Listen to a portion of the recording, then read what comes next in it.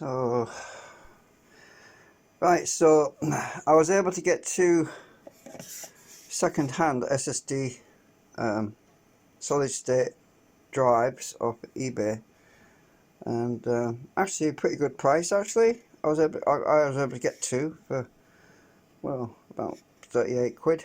Well, two of them, each one was about what, 19, 18 quid each or something like that. So I got some 30% discount. That one's 100% good, as in the smart status. The one I'm testing at the moment, I've got one on test. I'm currently doing a low level sector by sector scan, and it's 100% according to smart status. I'll tell you what the objective is. The objective is to I have some ID hard drives which I've got here, which I've got two ID, actually one ID, one SATA. So the bottom one is SATA, the top one is ID, and they're both 160 gigabyte. So what I'm going to do is, and is it Seagate? Yeah, Seagate, sorry. So the objective is to move all the data from this ID drive, which is only got a few hours on it and it's pretty new, it's in good shape. I'm going to move all the data from that drive onto this solid state drive, and then I'm going to use that drive in the computer in the bedroom as the boot drive. So that way I don't have to buy another ID drive, because I've had this ID drive for quite some time and I've plugged it into this cradle many times and I've never had any issues with any data corruption or anything, so I know it's a good drive. So I'm going to be using that one on the bedroom computer, the one that's got a failed sector. So these this video is probably going to be multi segment, because I'm going to stop the video every so often and I'm going to do the next video, and I'll just show you the let me just pause a minute. So this is the I'm using Mini Tool to do a low level scan of the blocks, the individual blocks, and there's no errors on this. This is the SSD drive, solid state drive. And let's have a look at the smart status as well.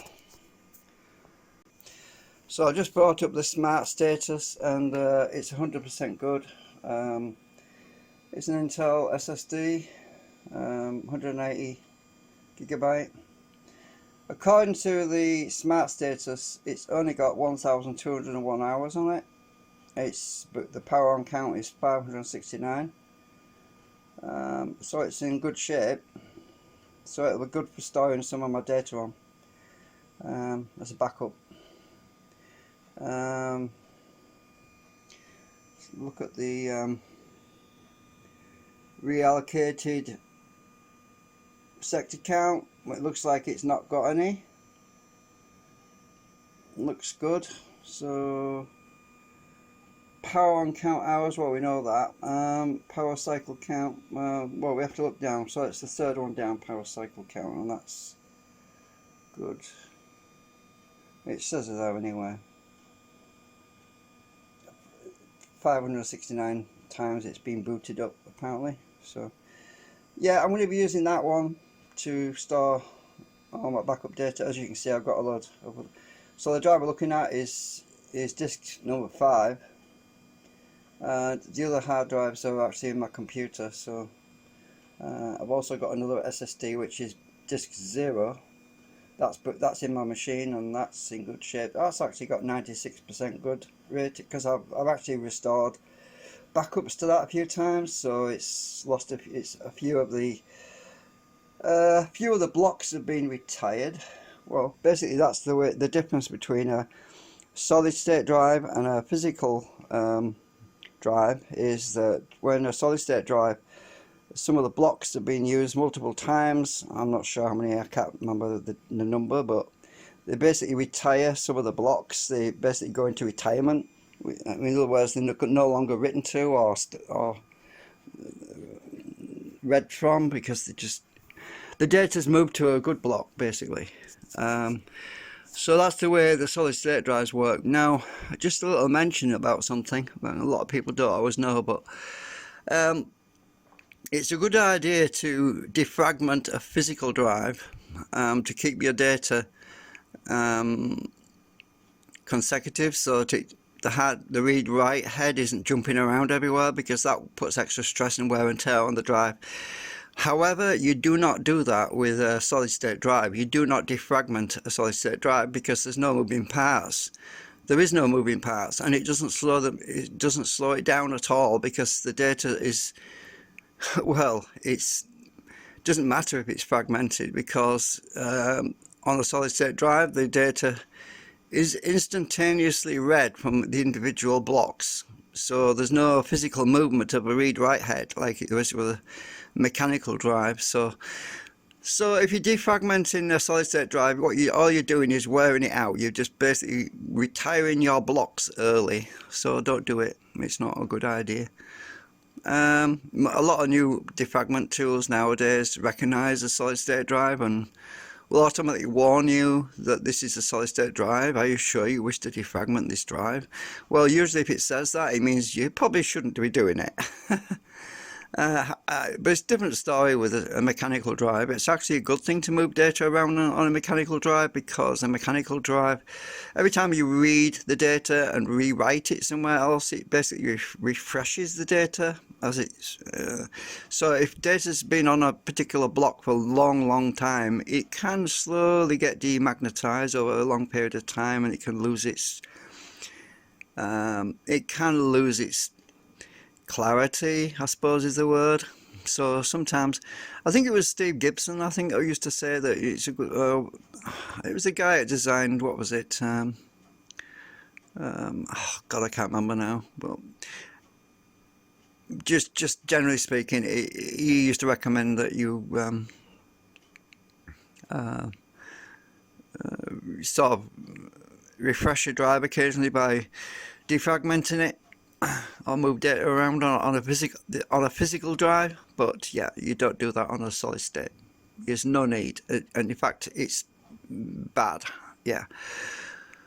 Anyway, that's it for now. I'll come back later with an update, because I've got to go and pull that drive out the bedroom machine, and I've got to basically copy my documents across from there to the solid state drive.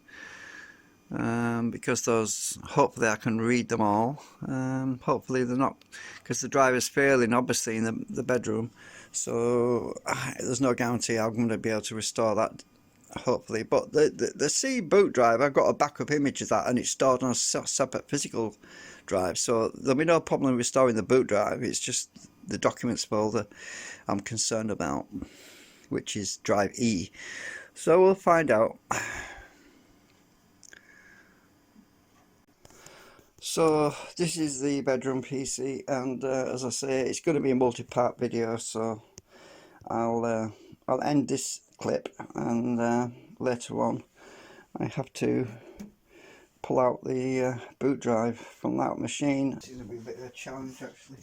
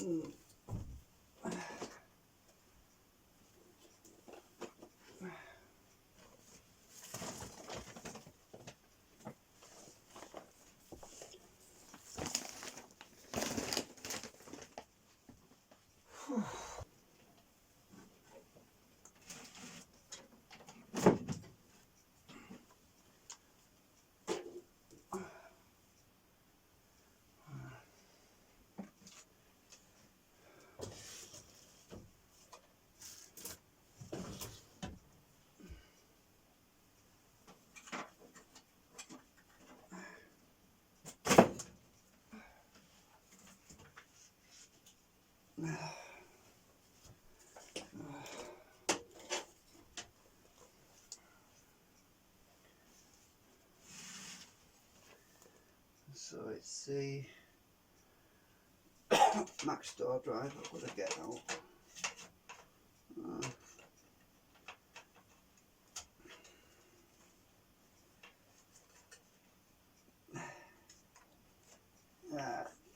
flipping end cover. I stuck it in there, now I can't get it out.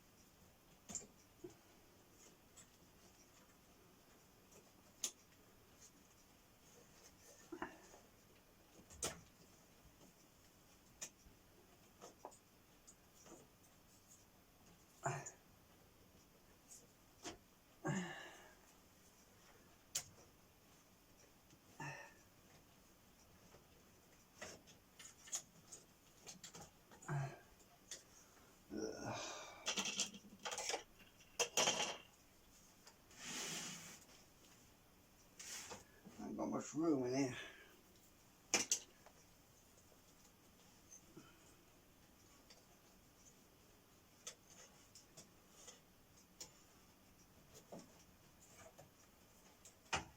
Okay. It was freaking... I should have not put it in there because it was faulty when I put it in.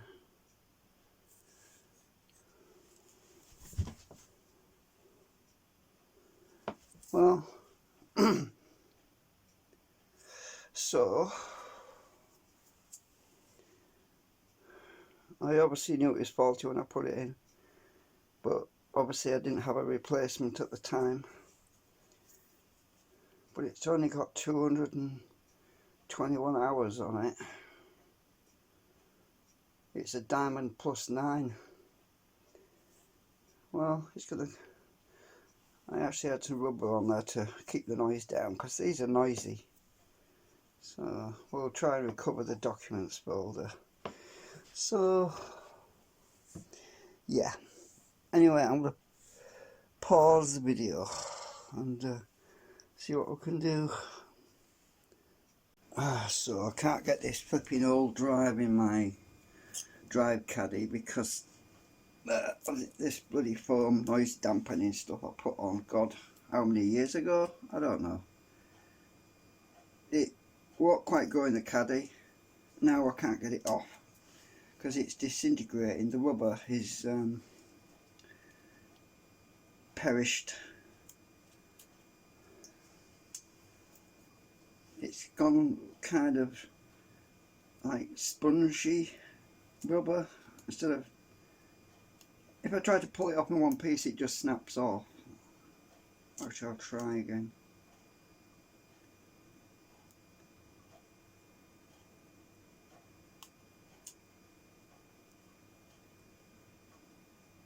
Yeah, see what I mean? It just tears.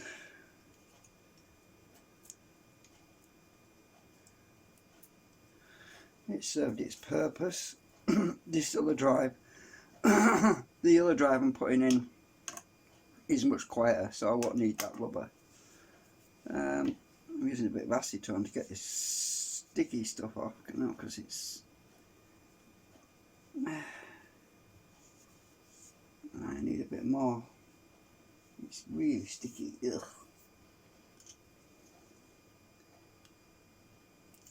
Hopefully the acetone isn't going to destroy the drive. Well, I don't want to lose my documents if I can help it, but it should be sealed. I'm just going to get the main bit off.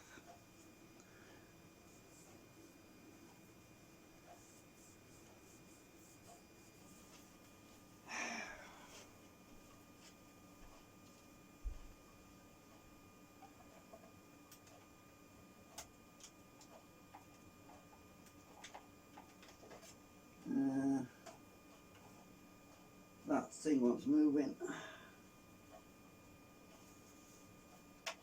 That way. The power socket is adjustable on this. You can move it about.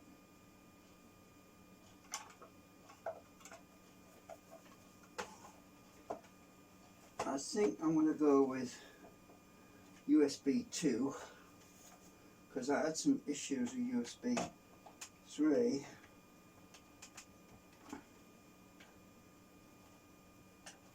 It wouldn't unmount. Right. In the bottom of this caddy, the power socket here, can't get the light on it. The power socket down here, it's adjustable, look, it moves. Right, it's got to line up with the IDE, so some of these old drives, some of these older drives, they had to be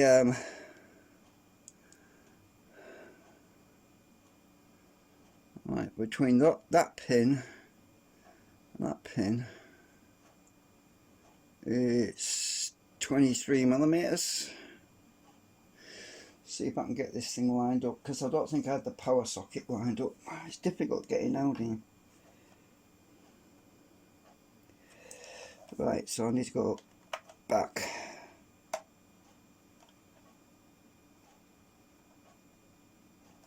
Actually, I want to go forward. Oops, too far. Oh, this is a pain.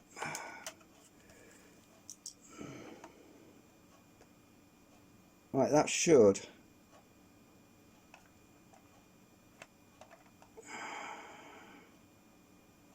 A bit more to the left. Nope.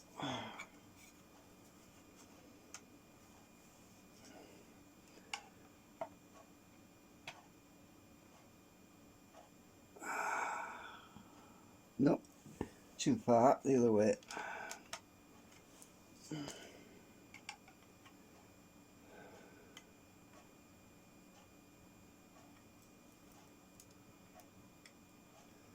couldn't get it plugged in properly.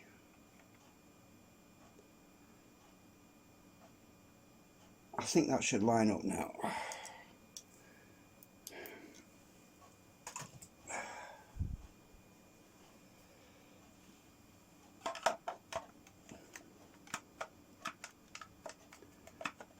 It's not going in the hole.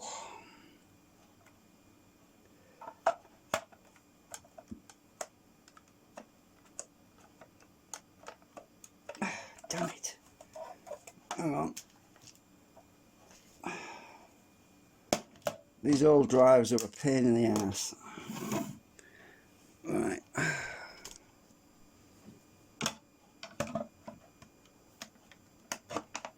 One side went in, but the other side didn't before. That's why it wouldn't power up.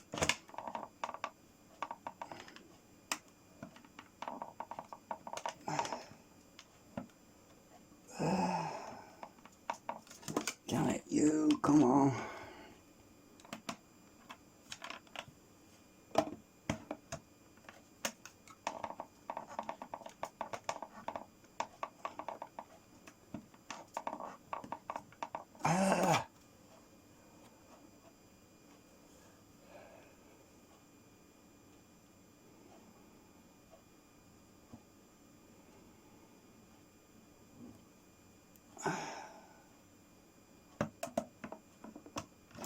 You know what I think? I think it's this stuff on here. I'll get that off.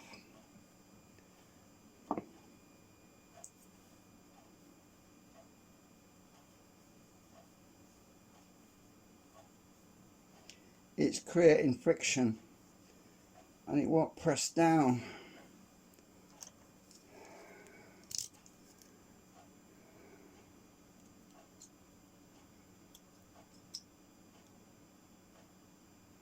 Double-sided tape.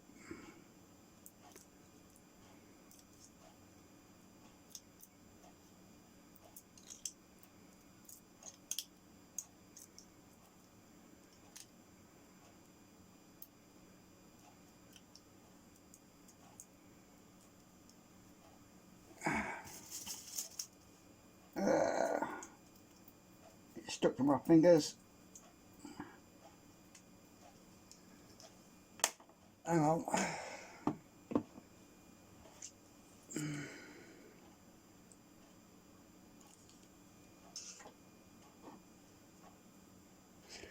It seemed like a good idea at the time when I put it on, but acetone, you magic miracle worker.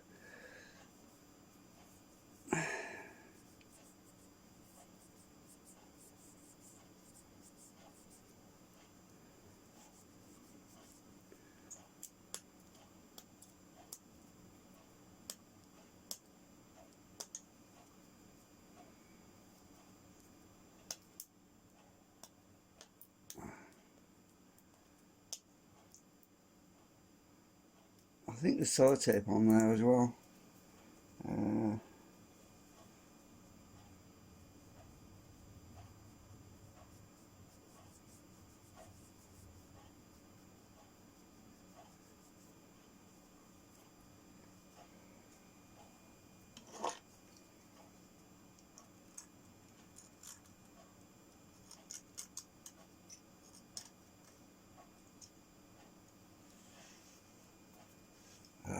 Stuck to my fingers.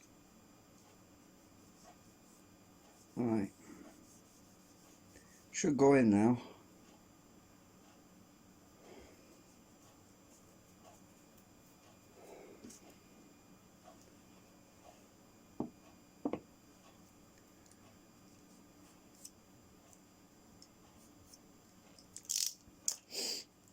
Yeah, I told you previously I got my work cut out for me at the moment with all this stuff going on.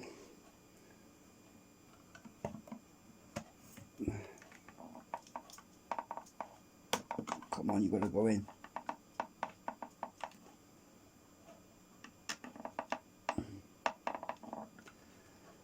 Oh, Jesus.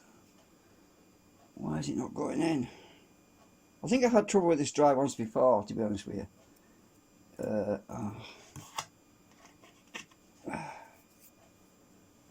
Let's try again.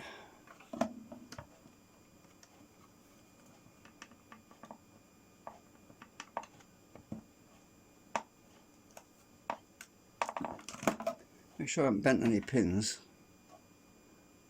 No. I am going to try a bit of alcohol to lubricate stuff. Won't do any harm. The alcohol will help it. Let's see.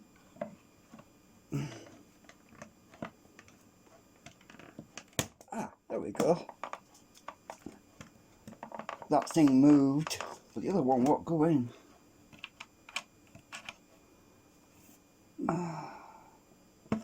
What the hell?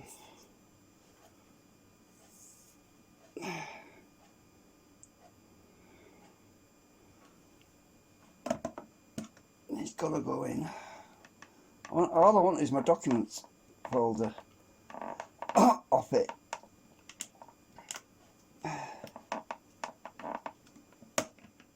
Come on, locate. I'll try moving this along a bit.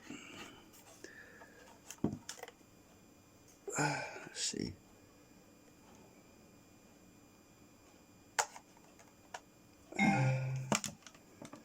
Ah, there we go. It's in.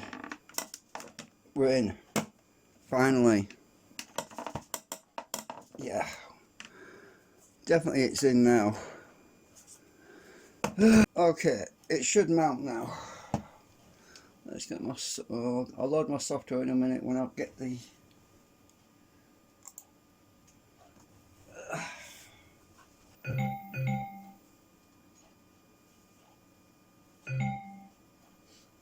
Okay, I heard it spin up this time. This time it's spun up. Okay, let's see what happens. Are we going to get a drive letter over it? Yes. Yes, my documents are there. Right. Mini tool. Let's check, see where the bad's... I'm hoping my documents folder is not corrupt. So I want to zoom in. I'm going to zoom in a bit more. Right, so my documents... let's see. Yeah, I know there's no RAM on that drive. Right, so I'm not worried about this drive. This is XP because I know that that's bad, but I want the documents off here. So first thing I'm going to do is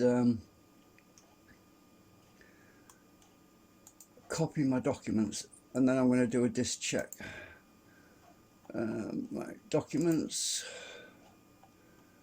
I want all that.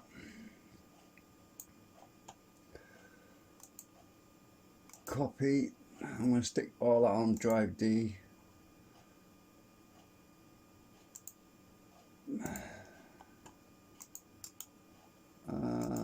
I'll rename that actually.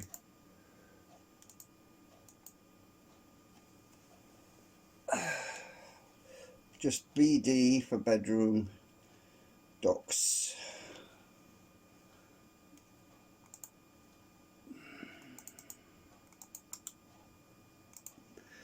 Right, so I'm going to copy that entire drive E, and I don't want to bore you with all of that, so what I'm going to do is I'm going to pause this video, and that's why I'm not live streaming it, because I knew there would be a lot of broken up bits and I have to go backwards and forwards to it, and yeah. So according to this it's going to be 13-15 minutes. Well, I think it's going to take longer than that. There's probably going to be some 0-byte files, I don't know yet, but after I've done, I'm going to pause for a bit. I'll bring you back when I get to the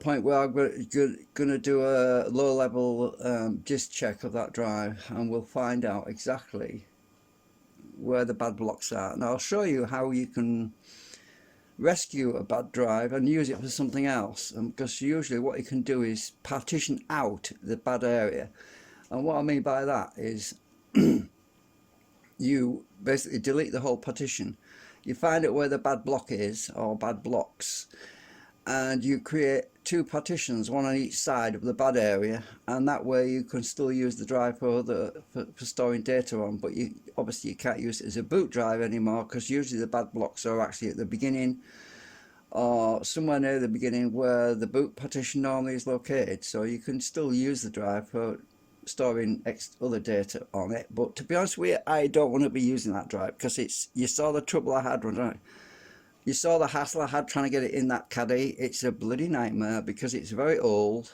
clunky, and it's just slow anyway. And it's only an 80 gigabytes. So what I'll probably use it for is I'll probably stick some backups on there, which I probably think, well, I might never need to use them again. I'll just archive, move some other recent backups onto that. Stick that in a drawer and forget about it, and then someday if I do decide I need it, I can drag it out. But it's not something I want to keep it's not going to be my go-to drive, if you know what I mean. It's not going to be something I keep going to every 5 minutes. I'm just going to keep it for long-term backups that I might need someday on a rainy day, if I really get into trouble with a virus or something and I have to go way back to an early backup or something.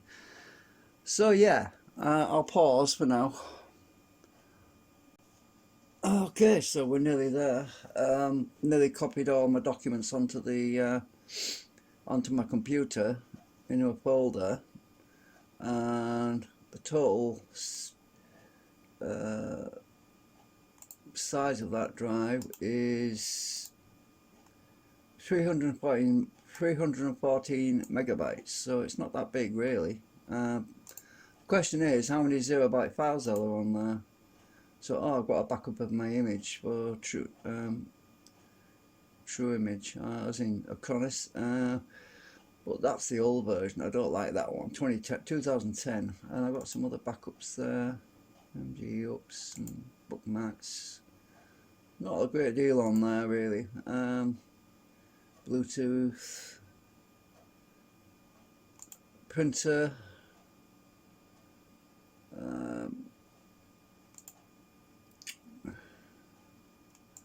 some downloads. What we need in flash anymore, I suppose.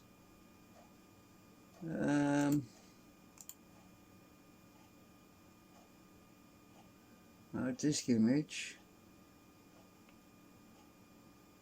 DSTD. Oh, that's a compressed image. I can't remember what that is now. Live stream's got nothing in it. I've got some backups there, some documents and settings.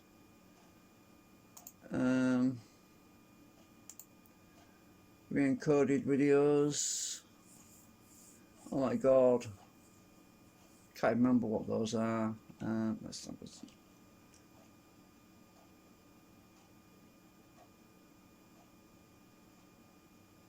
Oh, it was some stuff I did. Maybe.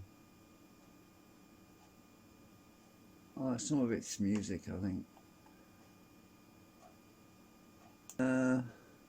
Yeah, there's not really a lot of stuff to back up on this particular drive. Most of my data was actually on the other physical hard drive that's in that backup machine, the bedroom machine. There's other partitions on there which are good, so it's not like I would have lost a great deal with this. If you know, I certainly wouldn't have lost a great deal, so it's no biggie. But so anyway, let's go and see where this bad partition is. So if I right click on and do a surface test, and we'll see where the bad sectors are. Maximize that so we can see better. I'm guessing, but that the bad sector where we find errors, it'll be somewhere in this area, in this area around here somewhere, because near the start of the drive. If you look at the green thing moving across, when it gets slow, when it slows down, that's when it's having trouble reading the data on the disk. Sometimes it will pause for quite a while, and that's because the disk in that area is worn out. And if it stops for a long period of time and it doesn't move, and then it moves, it means it's an area of the disk that's about to fail.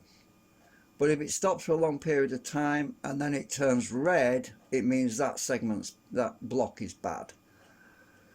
So I'm not going to bore you with a full scan. So what I'll do is I'll pause this video and I'll come back when it starts to act up a bit. I don't think I want to. This is going to take a while, probably an hour. So I'll come back and I'll show you where it's found the bad blocks, and then I've got to once I've done that, I've got to determine the size of drive C. Let me see.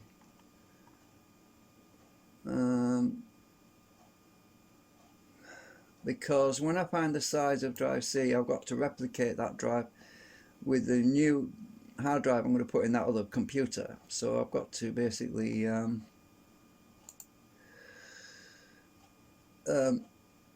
use the restore image that's on the other machine to. So this drive is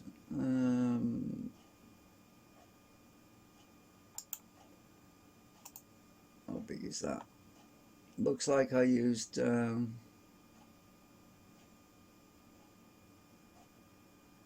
looks like I set it at 40 gigabytes, so that drive partition per C on that other machine would be 40 gig. So I went half and half with it because it's an 80 gig drive. I set it to 40 gig because that's what it says there. It's 40 gig mark, but well, it only shows up as 37.2 gigabyte, but in bytes it's 40. Yeah. So anyway, at least I know what size to pick for the drive when I format the other IDE drive to put in it and restore that image to. So let's have a quick look, see where it's going. Yeah, well, it's going to be a while, but there's going to be some red blocks in there, but I'm sure of it. So yeah, I'll come back later and see where we're at. So the other thing I was thinking about was, because this drive, this failing drive, because if we look at the smart status, I don't know if I've shown you that just before, but oh damn it, obviously it says caution, and if we look at the reallocated sector count, I don't really understand these numbers, to be honest with you, but it says threshold 63, and obviously it's run out, and the raw value is 5, so it looks to be like it's used up all the reallocated sectors. Now, when I was using Acronis to restore the physical addresses on the data to the hard drive, there's a possibility, I'm not quite sure how Acronis works, to be honest, it's secret code and copyrights, what do you call it, it's got all these patents on it, and I don't really understand how Acronis works, to be honest, but it's possible that Acronis was trying to restore data to a bad block. So when I was restoring from the backup, some of the main DLL files were corrupt, they were damaged. Oh, there we go, we found a bad block. I'll show you in a sec. So if it tries to restore data to a bad block, then that data, no matter how many times you restore it, is going to be it's going to be unusable, basically. So we have a bad block down here, right there. So obviously if that area has got critical system files in it, then it's going to corrupt the entire operating system. So what I'm going to have to do with this drive, what you would do is, if there's just one bad block there, you would basically partition it so that you would use in all this area, and then you would exclude the bad area of the disk. You would leave this part of the disk. If I zoom in and I'll draw, use my pen to actually draw. So you'd basically use this part of the top of the disk as one partition, and then you would partition off the bottom section of the disk. Sorry about my line, it's a bit wiggly, but you get the idea. Just imagine it's a straight line. So you'd partition, so you'd have two partitions, and the bad area would not be partitioned, it would be unused. So the bad area of the disk would basically be no longer accessible by any data writing. So that's how you can still use a bad drive. I'll just clear that. And that's what I've done on a couple of my drives, actually, because you can still get a lot of years of use out of them, but not as operating system drives, obviously, because they would soon fail again. You just use them for external backup drives where you can put data on, and you can still make use out of them. You just have to work out exactly where the bad section is. You have to. The way I do it is, if you work out that, if you know that the whole of the drive from top to bottom is 80 gigabytes, you count the number of blocks going up, right? So let's go. So let's say, oops, gone a bit too far. Let's say we start at the bottom down here. We count that block and that block and that block, that block, right, and so on. You count how many blocks there is to the top. Divide it by 80, and something like that anyway. You'll get a rough idea how far up the drives you need to go to partition it off to the bad sector. So let's say the bad block was there, right? Imagine, sorry, I'm terrible, I can't draw at this scale, it's really zoomed in right now, but let's say, and so 1 2 3 4 5 6, so you'd work out how many gigabytes you have in the 6, and then you would partition it to that size, and then you'd leave the top section missing and so on, you know, or the bottom section, whichever way around. Just zoom out again. That's how I do it anyway, and it seems to work. You can usually get, and the other thing about it is this software enables you to resize a partition, which is useful. So if I make this smaller, this window smaller, I don't know if I can, no, it won't let me click on the main thing, but if I move this out of the way, when you partition these drives, it gives you little handles at each end on this mini tool software. You can just drag and drop, you can just drag the handle backwards and forwards on the end, and you can move the handle on the start and move it backwards and forwards to resize it to that size. So you can literally just move it so that the bad sector is just in the gap in between some partitions. For example, that one is unallocated, so that's 8 megabytes of unallocated space, which means it will never be used by storing data on. But that's just the way this program works. It creates an unallocated section at the beginning, but you can also do that. You can create unallocated sections using partition software like this. You know, there's lots of software that does it. Yeah, well, because I've zoomed out now, the bad block is actually over there. Well, that's only, it's the same one, it's just that if I scale this, the bad block appears to move, look, right, but it's in the same place. It's just the scaling of the window. So zoom out, and I mean zoom in, and now the bad block's back over there in this corner. So if I was to take a guess, because I'm done a calculation and I'm not going to count all these flipping blocks down here right now, I would say that that bad block is at about 30, maybe 25, 20 gig point. So I would create a partition, say 18 gig, and then I would leave a gap, and then I would start a new partition at say 30 gig and up to the end.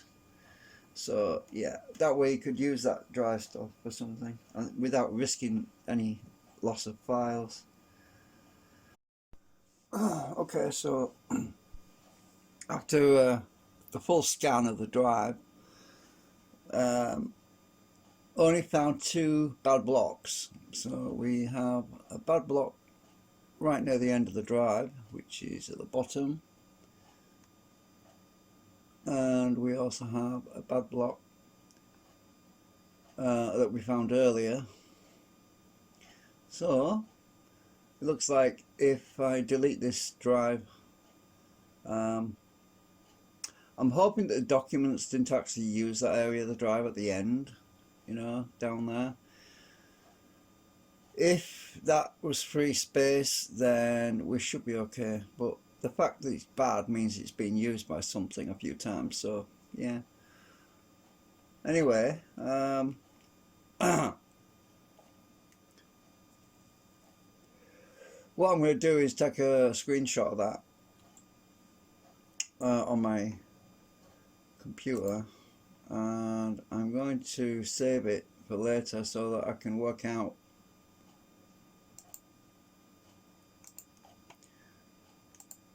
I'm just saving a screenshot of that so I can work out later on how to re-partition it if I decide I want to use it again. I'll just crop the image to that and save as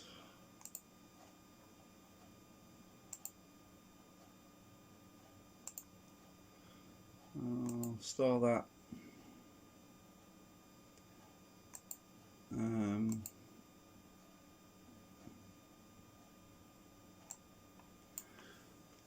Max store bad blocks. I should be able to find that because I'm going to leave it in the root of the drive so I can find it. Otherwise, if I stick it in a folder, I'll forget where I put it. So now all I have to do is look at the image and I'll be able to work out. But it looks like I'll have to basically partition out the last part of the drive. So if it's 80 gig, I'll probably go up to something like 78 gig or something. Mark just before that bad area.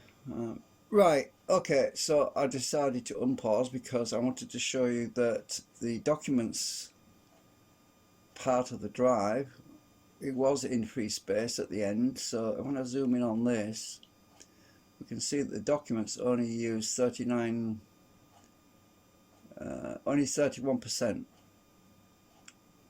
So 31%, which is that bit. So the bad part, the other bad block, I can't say it, was right at the end of the drive, so we should be okay. My documents hopefully won't be corrupted. Unless of course I defragged it and the data was written to that bad area and it could have caused a loss of data. But yeah, almost certainly the XP is messed up because it was over that bad area. So anyway, what I've got to do is I'm going to close this program out because I will not be able to eject the USB drive with it in use. So let's just try and eject it.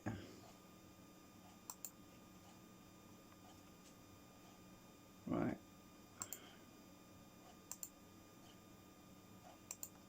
Eject the other one. Right, so it's been ejected now, so I can unplug that.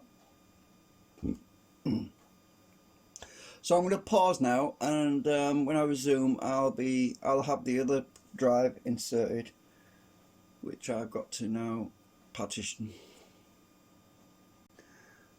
Well, before I partition that drive, because remember I just recovered a load of data off it, and I backed up the data onto the SSD drive, which is now that one. So all that data that was on the drive, which I'm about to partition and format, is now on this SSD drive. And I just want to double check to make sure that my data is intact before I format the original source where that data came from, because I don't want, obviously once I format that original data drive, I'll no longer be able to recover anything from it. So let's just double check the solid state drive, and it says it's good still. I want to reopen my mini tool, and I want to do a quick scan to make sure my data is intact and there's no problems with it. because there's no going back. There's no going back once I format that IDE source drive. Right, so I'm going to right click, I'm going to check file system. Just going to check it. I'm not going to do any error fixing yet. Check to make sure it's all good.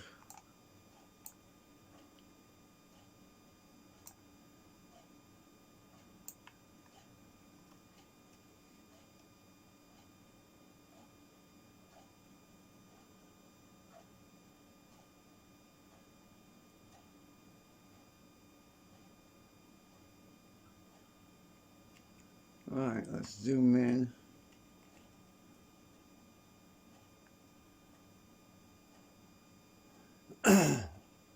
Too large file records processed, no bad file records processed for end of for EA records processed, no repass records processed, check disk indexes verifying, index entries processed, index verification completed, 5 unindexed entries processed. Well, I always get that on every drive I've ever checked. I'm not sure what that is. They're probably hidden master boot record files, I suspect. The unindexed entries are usually hardware addresses, I think. Anyway, check this out.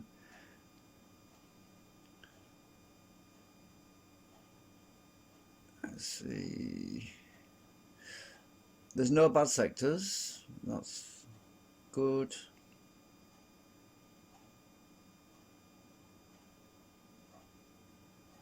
It looks like everything's good on my solid state drive, the one I just got actually. So all my data that I put on there is looks to be okay. I do seem to have issues ejecting it though. I'm not sure why. Right. So close that out. I need to close this program again because I won't be able to eject it with this running. Close that. I don't know why it's been awkward when I eject it. Let's try again, see if I can eject. It's probably, oh, it's let me eject it this time. Good. I can now safely remove it.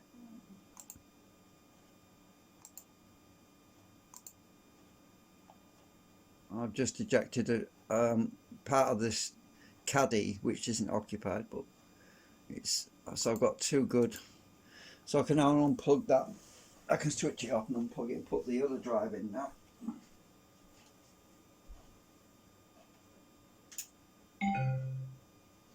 I might have to reposition that flipping socket. Oh. Hopefully I won't.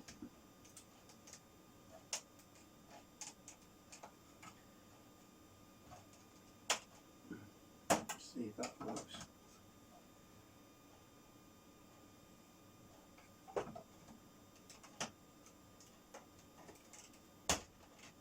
Right, it's in.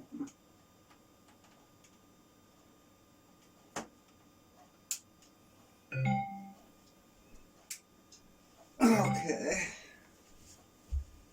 So I'll put the drive in.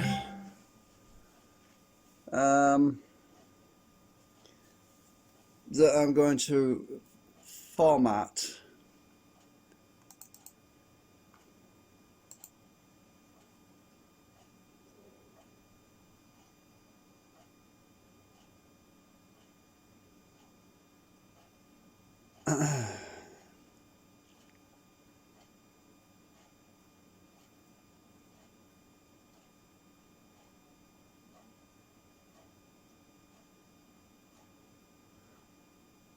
That drive went in a lot easier than that other one.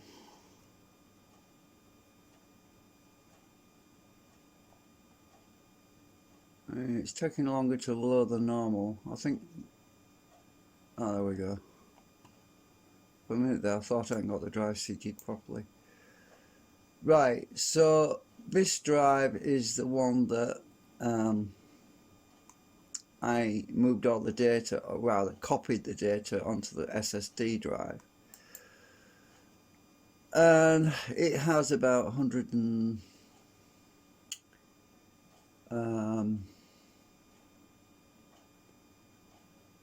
let's see,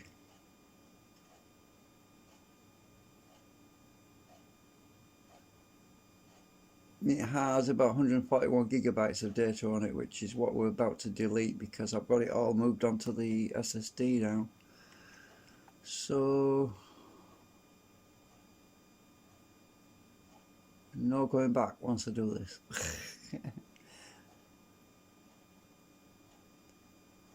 So make sure I've got the right one and everything.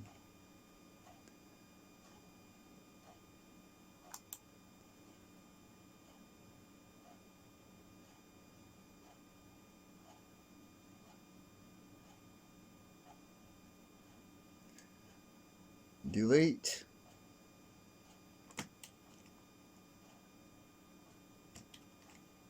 Oops, I lost the menu.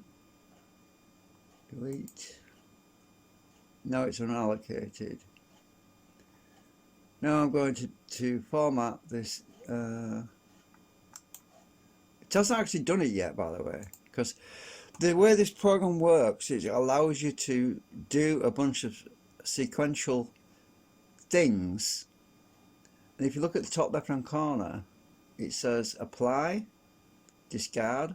So it allows you to do all these things, and it doesn't actually do them until you click on apply. So when I clicked on delete, it's scheduled for deletion, but it hasn't deleted it yet, which is really cool for this. It means that you can do everything, and if it looks right to you, you can click on apply and do it all in one go.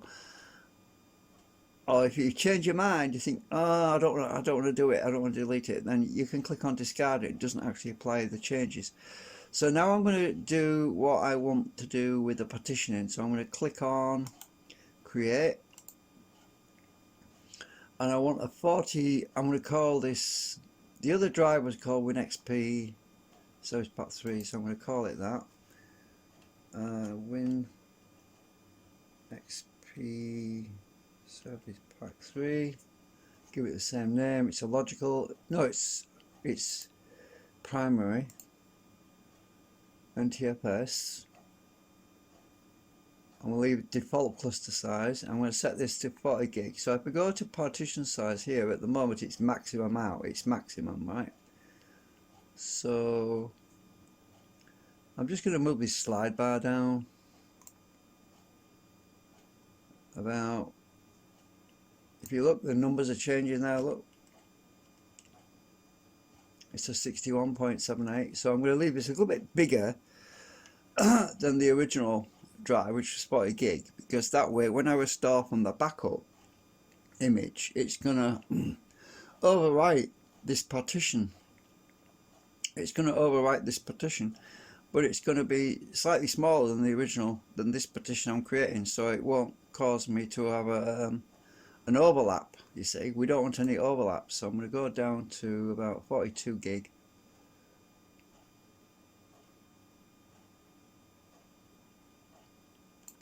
So let's look at the numbers down here.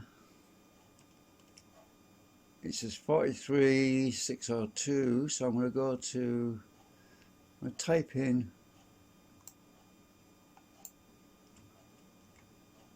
I'm going to type in 2000 in that bit. 2000.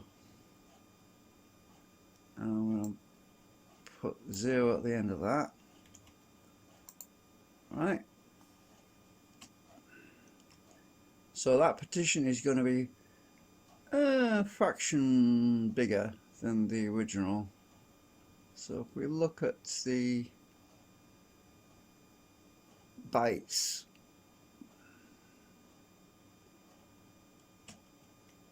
I think that'll be fine. Click OK. Now that's our new, that's going to be our new partition for the restored image. Now the unallocated, I'm going to leave that as documents. I'm going to create a new one for documents. create. This one wants to be logical. Give it a name for the partition. Documents.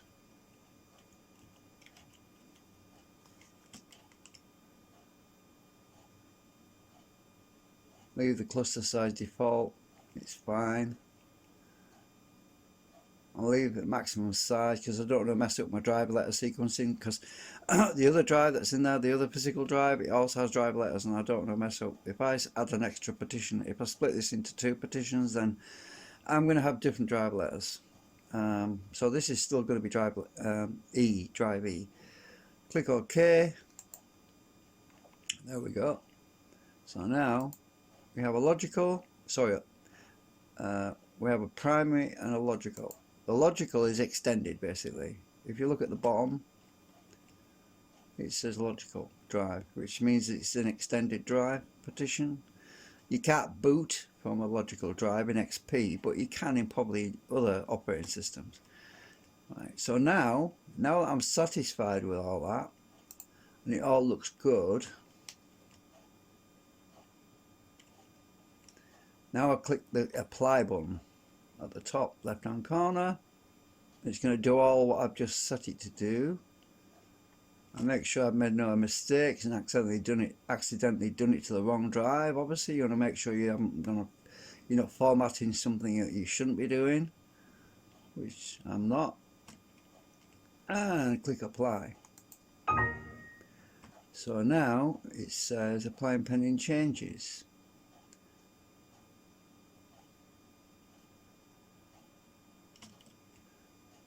Click yes. Now it's doing everything that I just told it to do.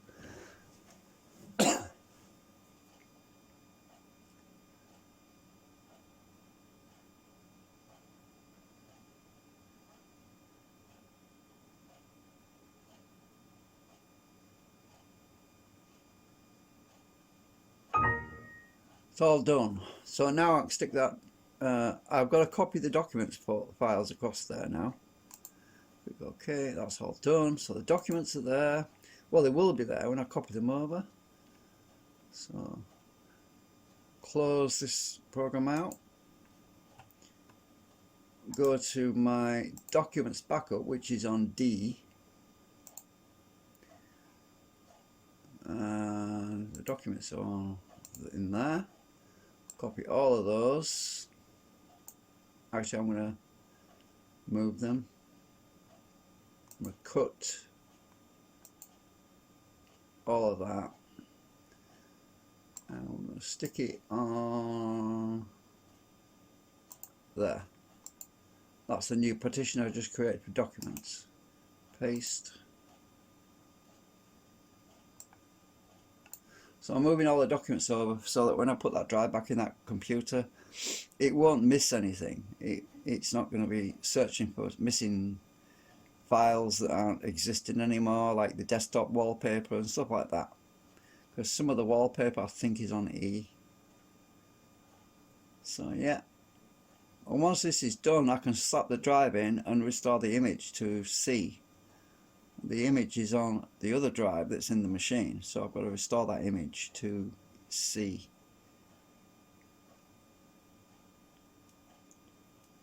So yeah, this is a bit of a tutorial to show you how to restore your hard drive using Acronis, but it also works with Macrium Reflect. So if you've got Macrium Reflect, which is also free, well, that's free software, you can use the same basic methods to restore your boot drive.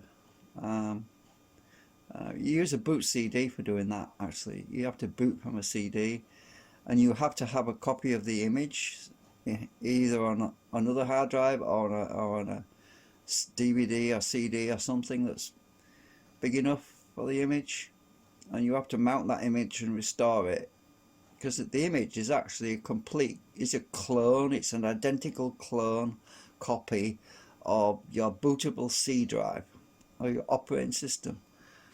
And in order to restore it, you have to have access to it. So I mean, you have to make sure you've got it somewhere, otherwise you're going to have to reinstall a Windows or Linux or whatever it is you're using.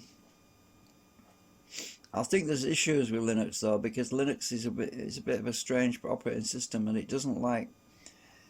Um, I think there's sometimes problems with the hardware ID and all that stuff. You sometimes got to change the hardware ID and all this stuff, and yeah, it's a bit of a messing about. But sometimes the restore program, it restores the ID as well, so there's no problems with it. Anyway, I'm going to pause now because I might end it because I don't know. I'll end this clip anyway. It's getting long. I'll try and video the part when I will video the part when I get the drive in the other computer. I'll boot from the CD and I'll restore the image and we'll see it boot up. Hopefully the backup image isn't corrupted as well, because that's possible, because I did make a new backup in 2017, 2016, I think. So there's a faint chance the backup could be corrupt somewhere. I don't know. It should be alright though, because I've restored from it before and I've had no problems. So the image should be fine. Oh yeah, I've got a button pusher pressing buttons on here. Right. Yeah, I don't have to press any buttons. It's saying, are you sure you want to move the read-only file? And my little program RTB Rico is pressing yes to all. Actually, I'll just click the yes to all because it was clicking yes each one. Almost ready to stick that drive back in the machine.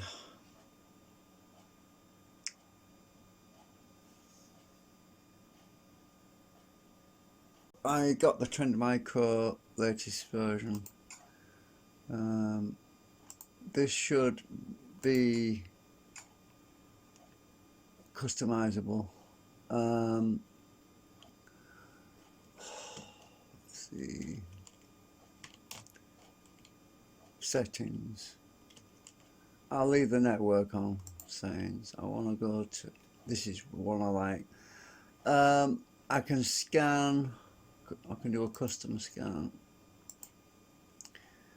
which is a lot quicker. I just want to scan this drive. I'll do a deep scan to make sure there's nothing on it before I actually use that drive in the other computer. So I'll click on OK. It's going to scan my home network as well. Scan now.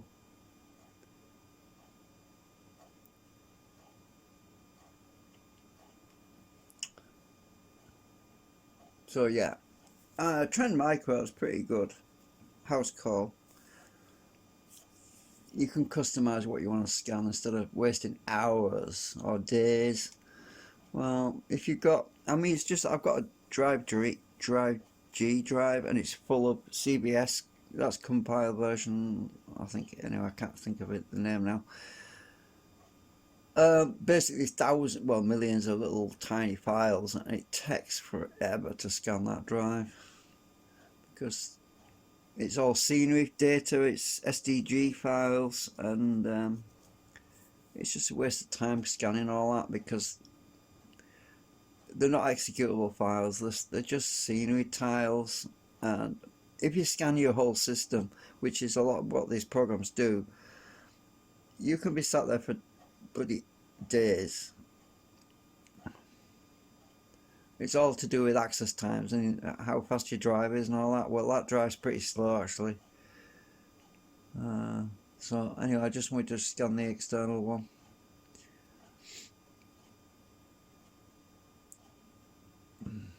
I don't live on Windows 7. I never come on it, hardly ever, and it's annoying me when it takes over your life and it wants to rule your life, and you've got to serve it instead of it serving you, sort of thing, you know. I'm going to empty this recycle bin.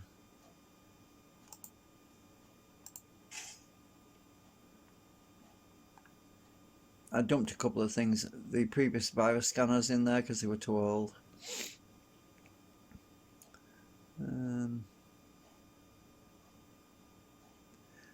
I need to clean this desktop up. I've got the resolution set pretty low. What is it at?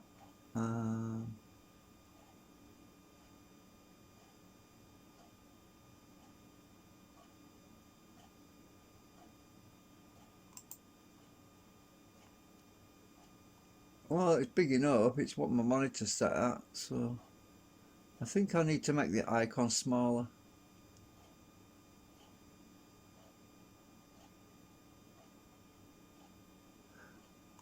Let's make them smaller.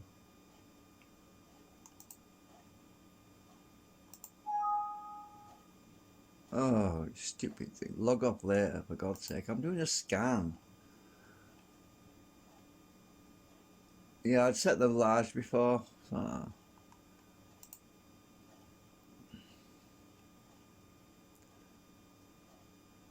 But now when out of space, I'm going to have to, yeah.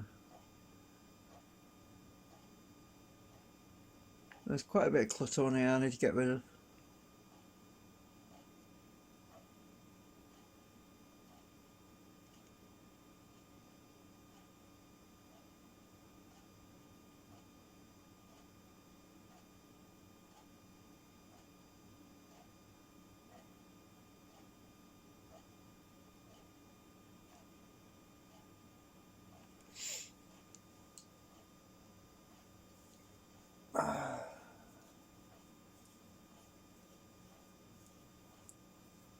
Anyway, I'll come back when we finish the scan. So while I'm in here, I decided to uninstall a bunch of things because this Windows 7's only got about 3 point something gigabytes of free space. So I'm currently going through and removing a bunch of things. And what did it find? The house call.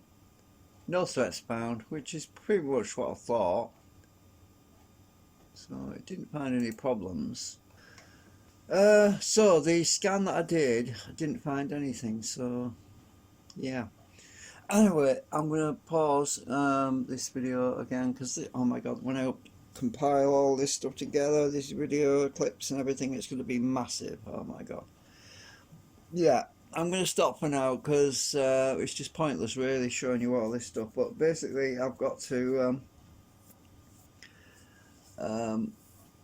put the drive that's in the caddy in the other machine, the bedroom computer, and then I'm going to restore the image, and that'll probably be in the next clip when I restore the image.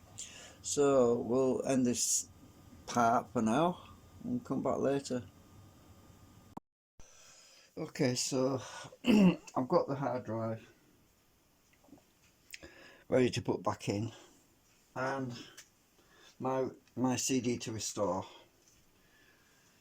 Got to get this back in the hole.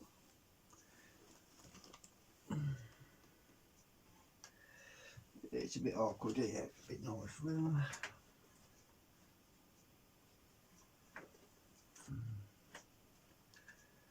Oh, actually, I think the jumper's set right, it better be. Oh.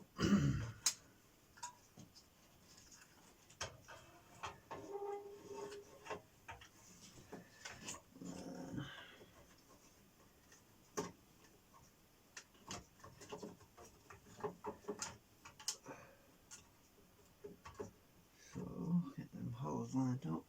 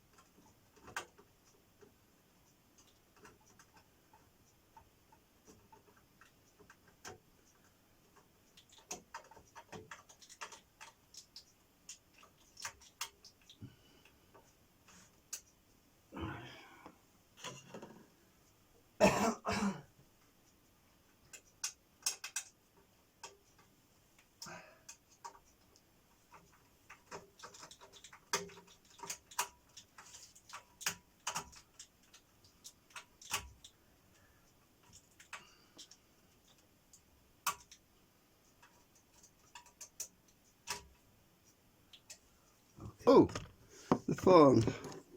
Are we still filming? Yeah, cool. The camera's got a light. I can use it. There you go. I can see now. So, right. Now I've got to plug these back in. I didn't move you before because I didn't realise that the light would work and I had to try it. It doesn't work on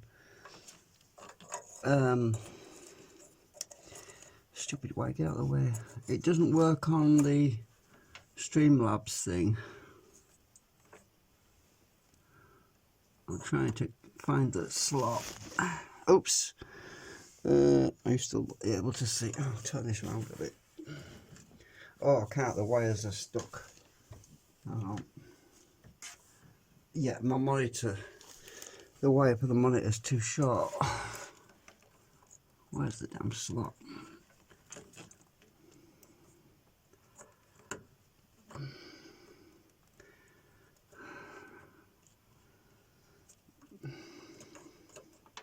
Ah, we're in, I think. I haven't got any wires trapped. And the bottom one.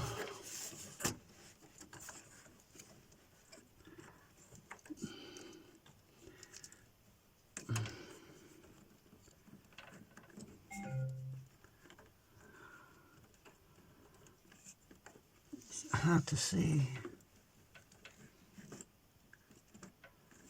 I think I'm in. Not quite.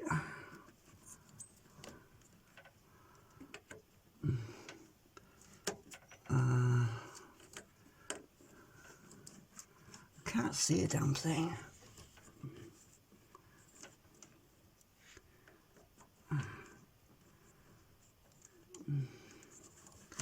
IDs were a pain. Ah, now I'm in.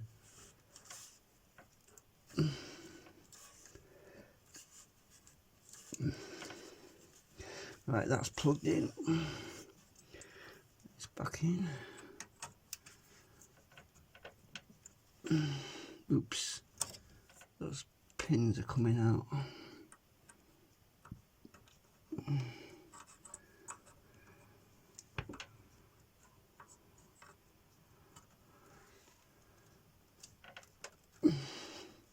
You gotta push it on the wires because the wires tend to push out. Right.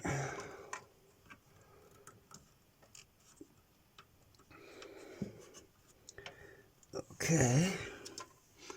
This machine is a dinosaur. Right. Let's see if we can restore the image. Oh my god, let me get my duster.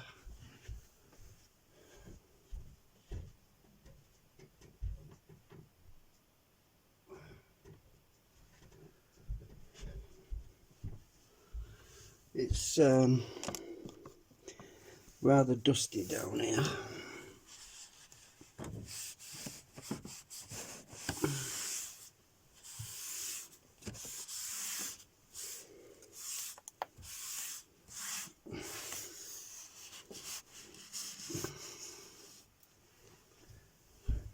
Okay, so that's in.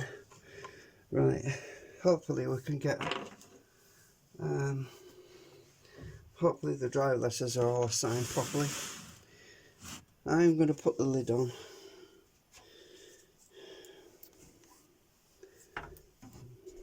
Because if it doesn't work, if the drive letters are all messed up, I'm going to have to go into the BIOS.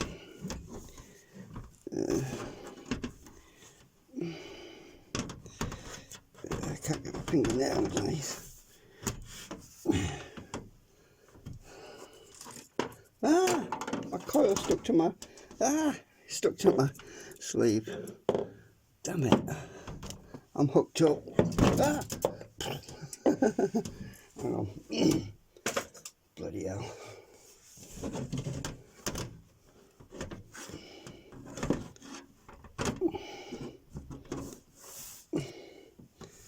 Right.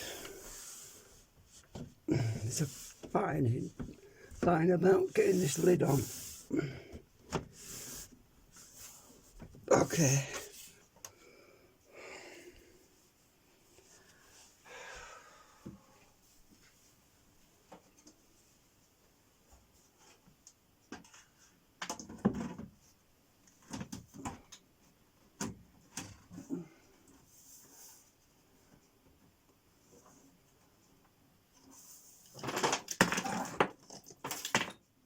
Fucking heck.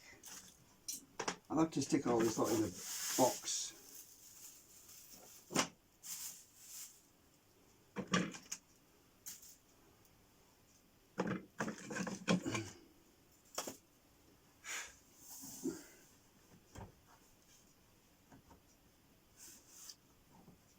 Right.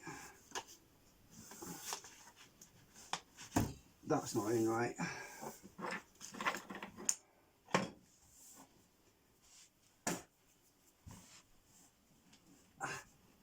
I can't get you off now.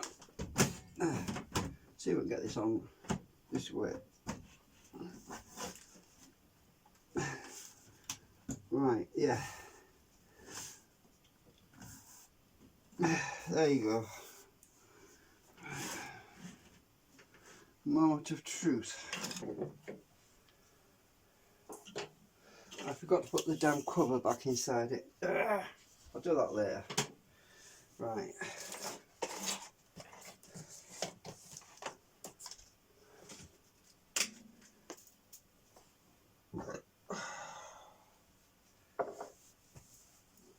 Okay. Can I get into BIOS?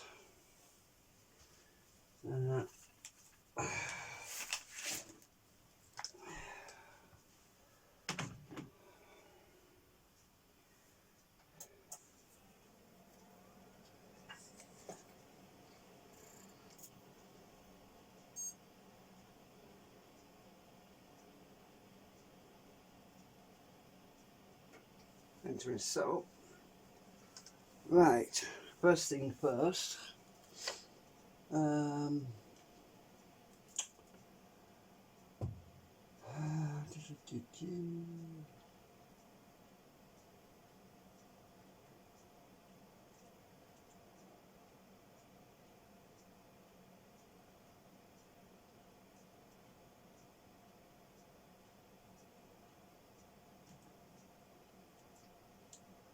I want boot menu.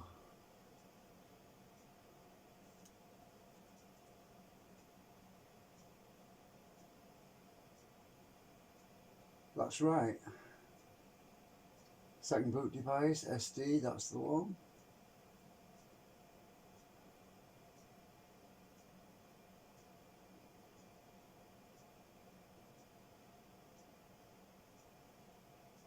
Okay, let's see if it can restore the image now.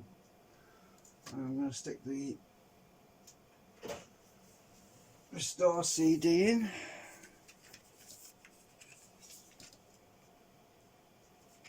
Then we can boot from the actual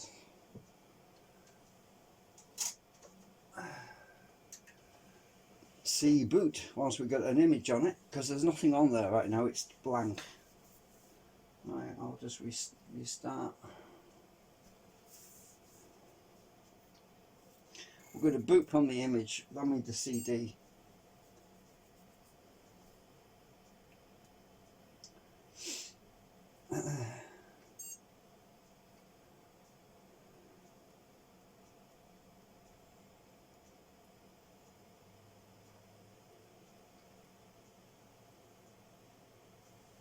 I am running on yeah.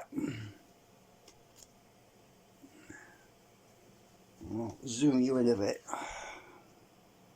It might flicker a lot though. Well, it can't boot from Windows because there is no Windows yet.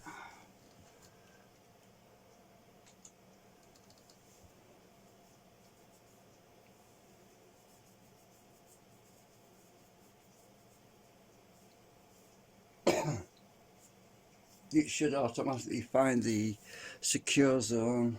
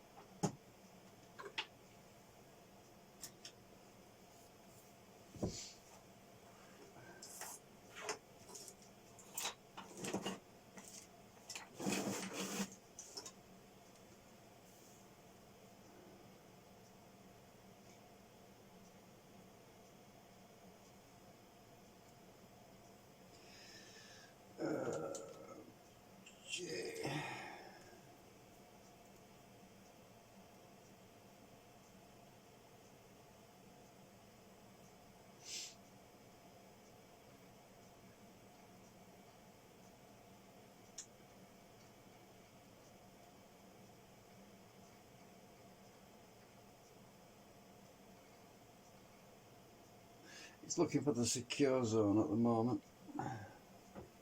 Recover. Oh, my USB mouse doesn't work, so I have to use this one. There is the image. That's what we want.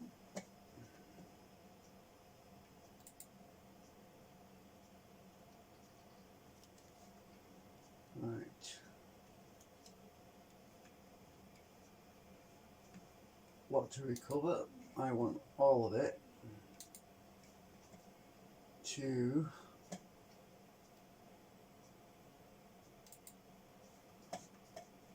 new location. That's the one we want. Accept.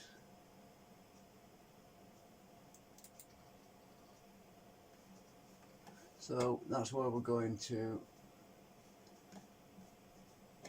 next. There we have it. So it's gonna, documents is there. WinXP is empty at the moment. There's nothing there. So next. So it's going to remove. It's going to delete drive C. Can you see that? Okay. I'll get you a bit closer if I can. It's a bit blurry. It's because of the CRT. It's strobing a bit. But we're going to go.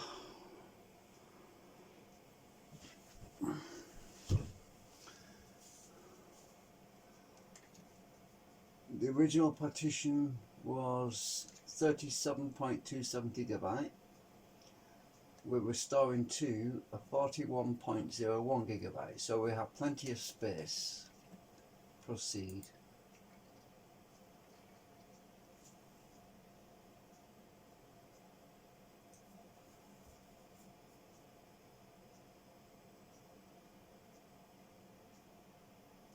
And we'll select restart when it's done. I can take my disk out the CD-ROM drive now.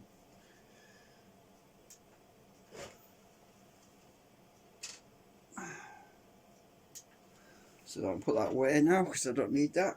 It should recover and reboot into Windows when it's all done.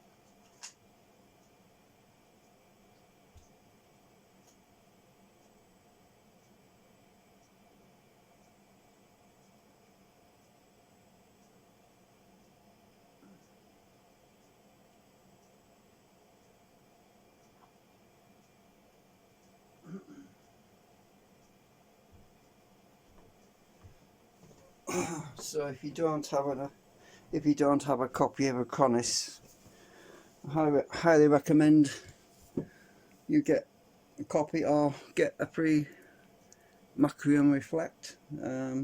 It used to be free anyway. I don't know if it still is, but it should be. I think Macrium Reflect was originally developed on Linux actually. But you can see it doesn't take very long to restore an entire boot drive. Now imagine if you hadn't made a backup of your boot drive, your Windows operating system. Imagine all the pain, all the weeks and the days and the weeks of reinstalling it and installing all your programs again and running all the Windows updates, using all that extra bandwidth and your ISP throttling you and making your internet really slow because you've had to reinstall Windows. All that pain can be avoided if you get something like this to just restore your entire operating system. Yeah, it doesn't take long. Probably 20 minutes. I don't know if it tells me there. according to that it says 6 minutes, but it's going to be longer than 6 minutes because it bases it on the CPU speed and all that, and doesn't know how fast the hard drive is, so it's a guesstimation. According to that it's 6 minutes, but that's probably going to go up and down. It's probably going to go to 10 minutes, and I would say 15 to 20 minutes. So I'll pause you and bring you back when we're almost there. We're not far off, but there's something else I want to mention.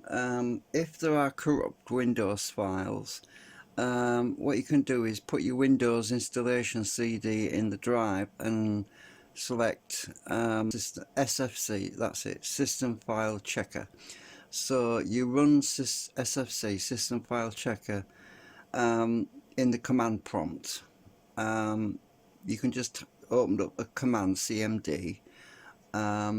In command prompt you type SFC /? and it gives you a bunch of options to restore files now or to restore files during boot up. It's best to use the option to restore files during boot up, but the system file checker will check to make sure that all of the Windows files are complete and not corrupted or damaged.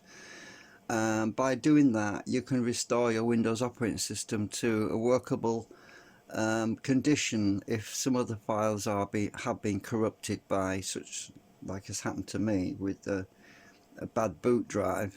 So I am obviously going to run the Windows system file checker. So anyway, I'll bring you back as soon as when this is nearly complete. Then we'll boot up and then I'll run SFC.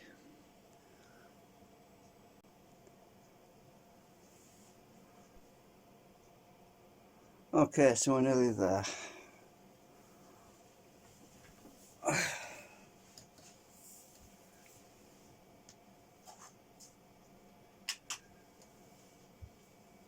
It was about 10-15 minutes, I think.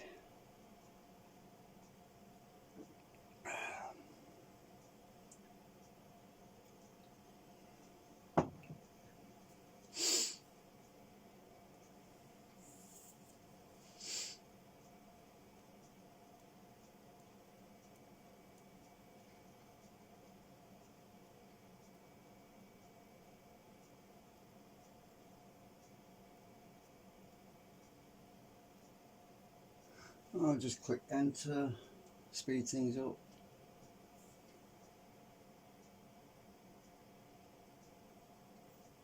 And all being well, we should be able to boot up normally. And Bill Gates will probably give me the tongue.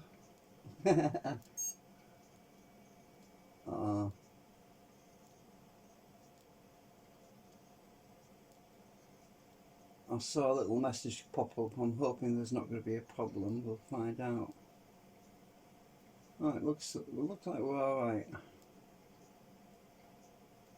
There's no internet on the computer. I've made sure it's not accessing the internet at the moment. I have to find my CD for SFC, so I'll be right back. Hopefully there's no BSDs, BSODs, blue screens of death. Hopefully. Oh, the colours have gone weird. I might be zoomed in too much. But it's working. It's booting. I have to get my CD now. I'm going to pause it while I find my CD. I was talking to myself for a minute. I forgot to unpause it. Okay, I've got my CD. We're going to run system file checker.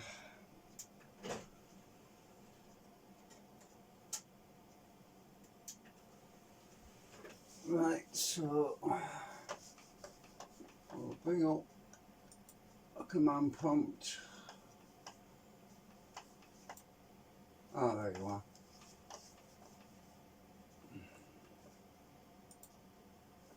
Right.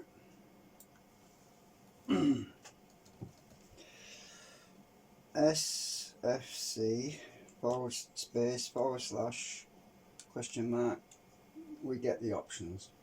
So what we do is, let me just check, make sure you can see what I'm looking at.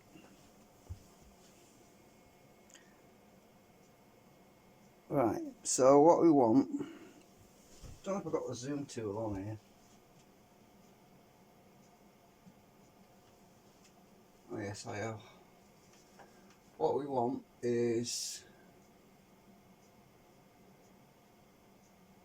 SFC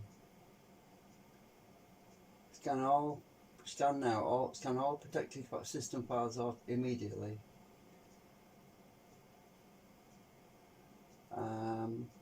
And then we'll reboot to repair it, leaving the disk in the drive. Right, so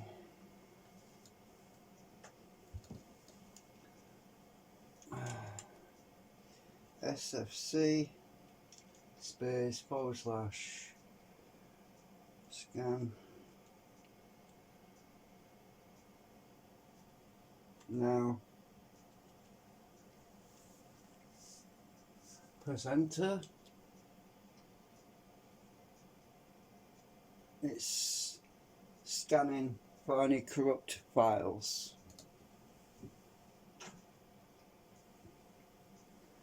And it's down here in the tray. It'll look for any bad files.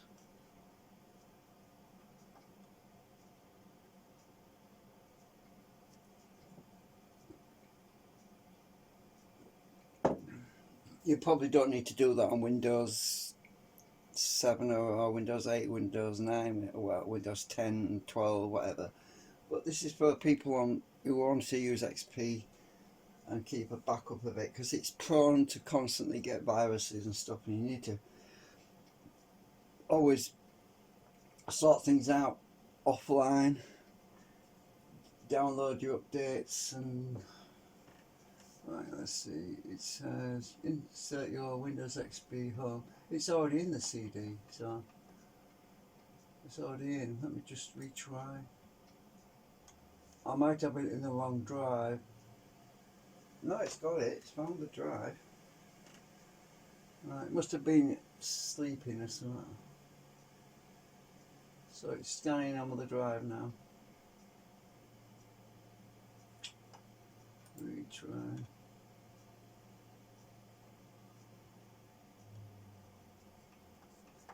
I don't want to keep pressing buttons, so I've got RTV Record to press buttons for me somewhere.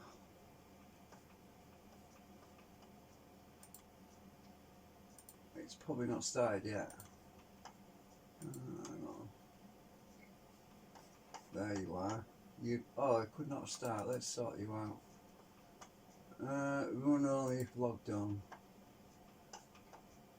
Apply.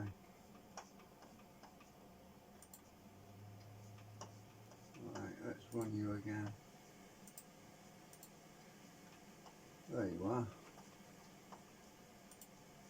So hopefully RTV Record will press buttons for me. If not, I'll have to set it up. It should keep pressing retry or something. It's definitely reading the disk. So it's repairing something.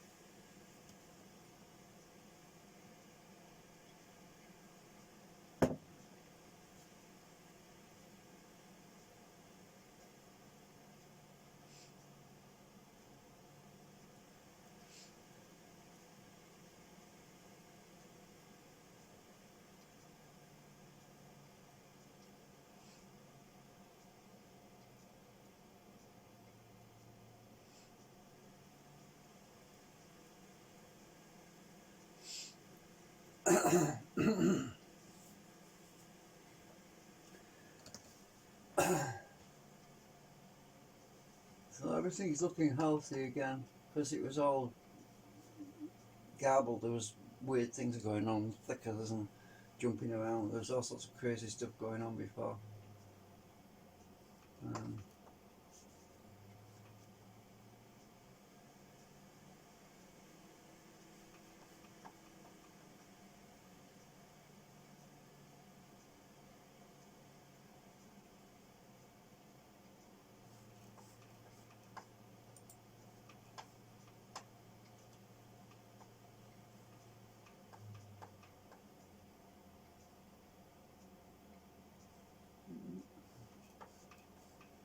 I wondered why I was having issues with the printer when I was trying to send print jobs across the network. On a couple of occasions it would refuse to print. It just wouldn't do it, and it was because the DLL had been corrupted by the bad drive. Now I've got a good drive in there. Let's find let's bring up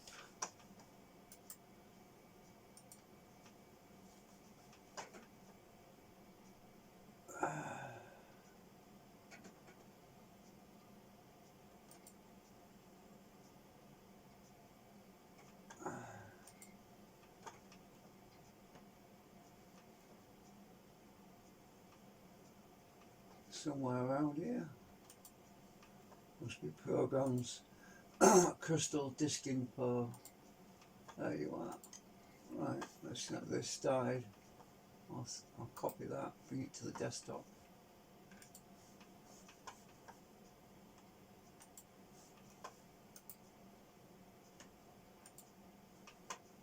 Let's run that. There we go. All healthy. And let's make sure it starts up every time we boot up. Start up. I'll uncheck it.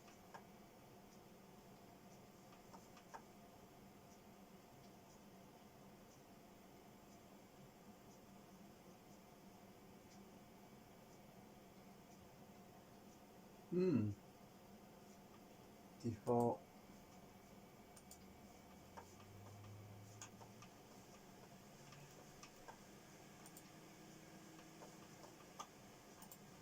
Let's just bring start up back on again. So it should boot it should start every time I boot up now. So that's the boot drive. It's all healthy now. That's my other drive. It's only a 30GB drive, and that's healthy too. That's got 4,483 hours on it. This drive has got the boot drive has got 5,838 hours on it. That's 243 days. So that's got 243 days on it, the boot drive. That other drive has got 186 days on it. So yeah, it's good enough for this machine.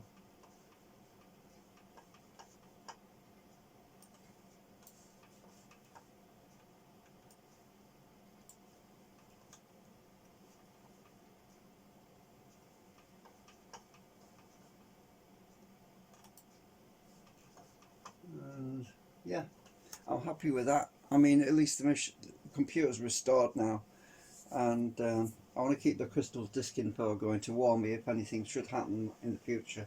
Keep that running in the tray. I know they didn't run it all the time because of resources and things, memory and that, but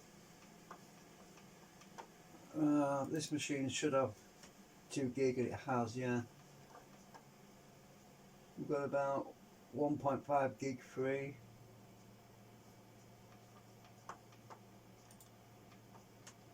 It's working a lot better than it was. Oh, you see, my RTV Reco is pressing retry. It was already set up in there because I use that program on all the computers. I just copy it over. You don't install it, you just run it from a folder. So it's got the same configurations on all XP machines, and Saves me having to press buttons all the time.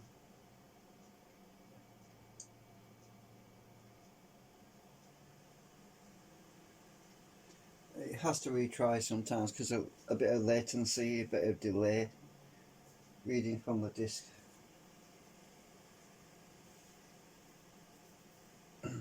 And I've still got the backup image, so if these older files that it's restoring, if it causes a conflict with me, I can still go back to the backup version that I've got. But I shouldn't need to do. I think it's only repairing files which are damaged.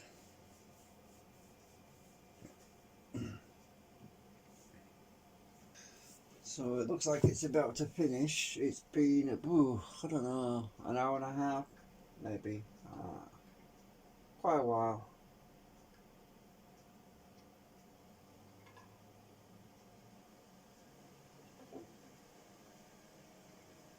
It's about to reboot. Well, I have to reboot it, I think, manually. What is it supposed to look like in here? I'll leave this disc in. I'm gonna mess with this some more. And, Actually, I can't I'll because bring it it'll back when I'm try at to it install for- Windows again. After some messing It'll around, ask for the I, disk if it needs it. Got it. Okay, that's done.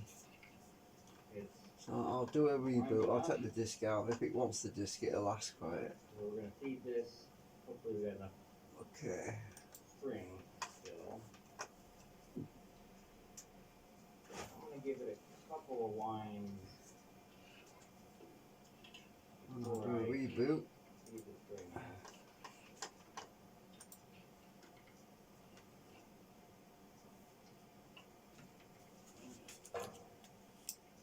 Alright, and we'll take this.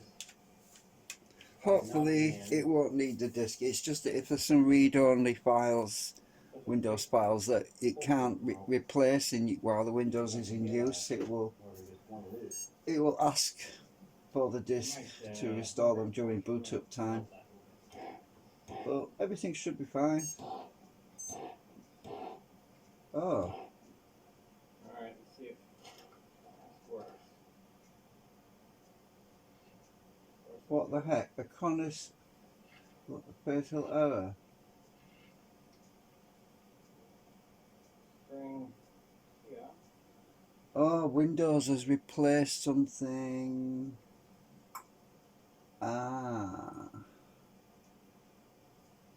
The system file checker has replaced the boot. I have to restore the boot record again. Oh dear me. Well, this is the sort of things you run into. Right, let me get my other disk again. Before we fight with that last one, just make sure it works.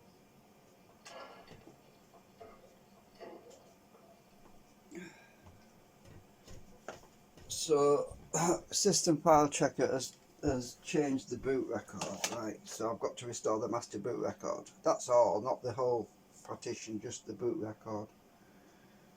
Which is annoying, but oh well, here we go again.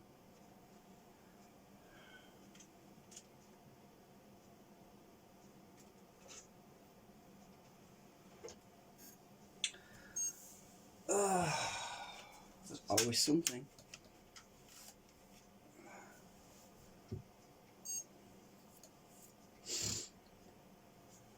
Right, I just want to recover the master boot record, that's all. Right, next. What to recover? Just the master boot record, that's all.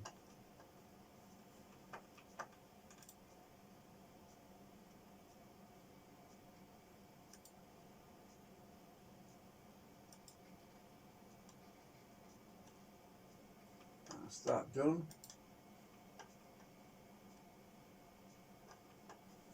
Right, we should be alright now.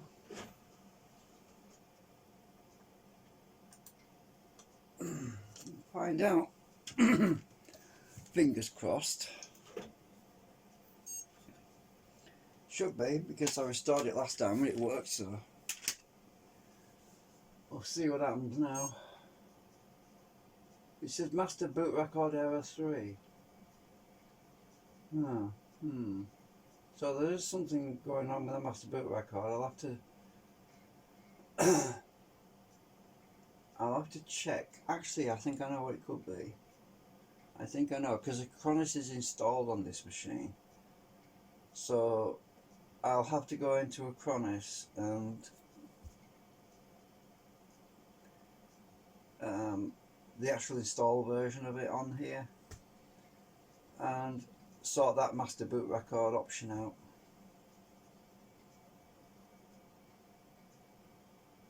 So I'll do that now.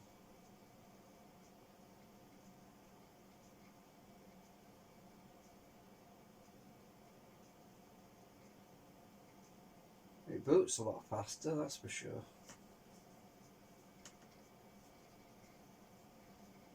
Right.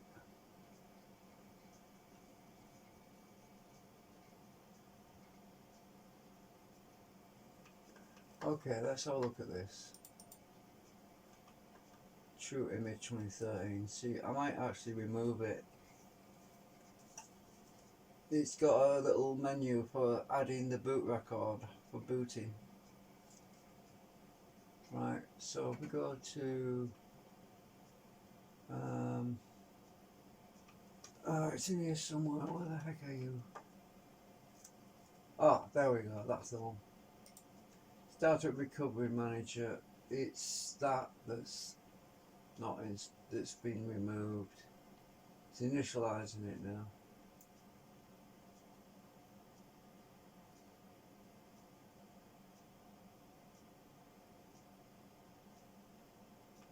It's not activated, that's why. Right. It should be back now. There was obviously more damage than I realised on the... It might be on the actual backup image as well.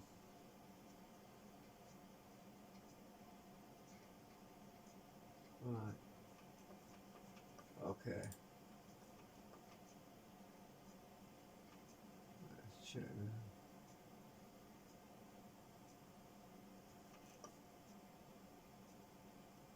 Okay, that should be working now, so I'll close that out. I might have to reinstall some stuff.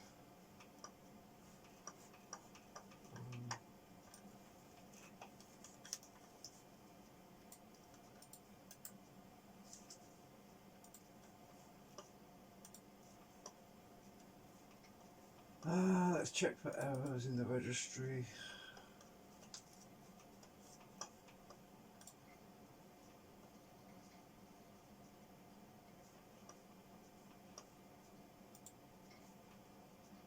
Clean the clutter first. Right, if there's errors in the registry, if there's missing DLL connections, it'll show up in this. There's a missing shared DLL.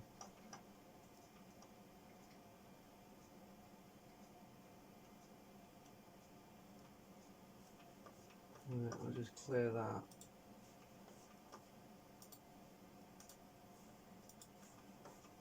So that's good, there's only 3 errors and that was Acronis, so hopefully that's all fixed now. Right, let's just reboot. We shouldn't get any errors now.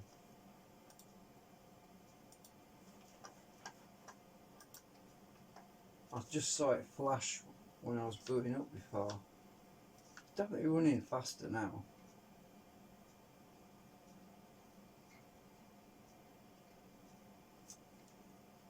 We should get the F11 menu. I'll try it when it comes up, see if it works.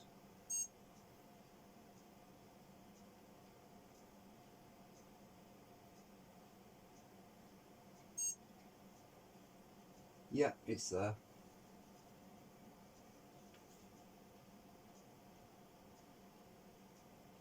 Cool.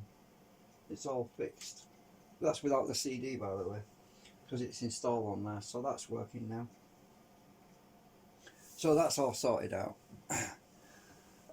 Anyway, that's basically how you restore your boot drive, and we don't have any more nasty errors to do with what I had before. You didn't see that because I didn't record that, but initially when the drive failed and I booted up, I got a whole long list of corrupt files. There was main system file as well, that I think it was one of the main system files was seriously corrupted, really bad actually. I'm actually going to see if I can run Windows Update now. I'll have to plug the USB in and see if Windows Update can grab any updates that it might need to repair. So anyway, that's the end of the video for now, unless there's something else I need to add. I don't think so, but so this video is going to be huge. I'm going to have to upload it into probably 2 or 3 parts or something. Bye for now.